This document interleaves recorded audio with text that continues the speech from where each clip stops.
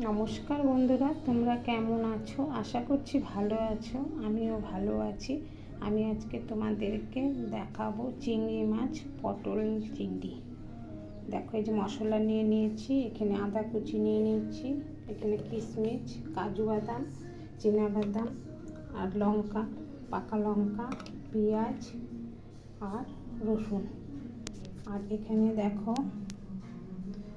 চিংড়ি মাছ ভেজে নিয়েছি, পটল ভেজে নিয়েছি আর আলু ভেজে নিয়েছি।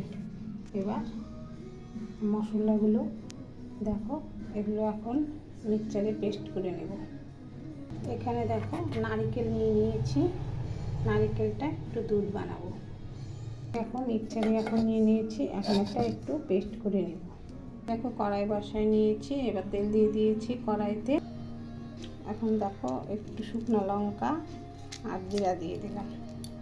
এখন এটা একটু লাল হবে, লাল লাল করে এখন ভেজে নেব। এদিকে দেখো মশলাটা পেস্ট হয়ে গেছে। এখন এই যে নারকেলটা পেস্ট করে দুধ বের করে নেব। দেখো মিক্সচারের আটি দিয়ে নিলাম। দেখো নারকেলের দুধটা বের করে নিয়েছি। এখন মাছটা দেখো, তেলটা গরম হয়ে গেল। এখন মশলাটা দিয়ে দেব। দেখো এখন মশলা দিয়ে দিলাম।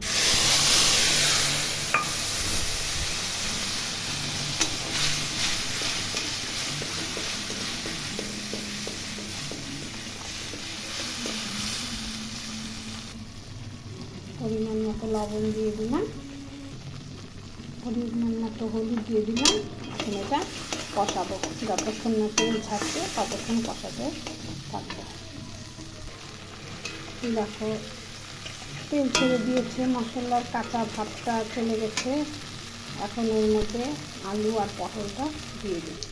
দেখো এখন আলুটা দিয়ে দিয়েছি, এখন নাড়াচাড়া করে নেব। দেখো আলুটা সিদ্ধ করার জন্য সামান্য একটু জল দিয়ে দেবো, জল দিয়ে ঢাকা দিয়ে দেবো। দেখো আলুটা সিদ্ধ হয়ে গেছে। এখন আমি নারকেলের দুধটা দিয়ে দেব। নারকেলের দুধটা দিয়ে দিলাম। এখন আমি চিংড়ি মাছ, পটলটা দুটাই দিয়ে দিলাম। এখন একটু ফুটাবো। এখন একটু ফুটাই নিয়ে ভাজা জিরার গুঁড়া আর গরম মশলা দিব। সামান্য একটু চিনি দিয়ে দিলাম,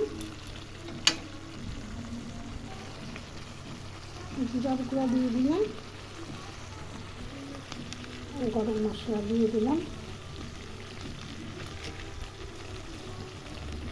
আর দেখো এখন নামানোর আগে একটু ঘি দিয়ে দিলাম। দেখো খুব সুন্দর হয়েছে, টেস্টি, খেতেও দারুণ লাগবে। ভিডিওটা ভালো লাগলে লাইক, শেয়ার, কমেন্ট।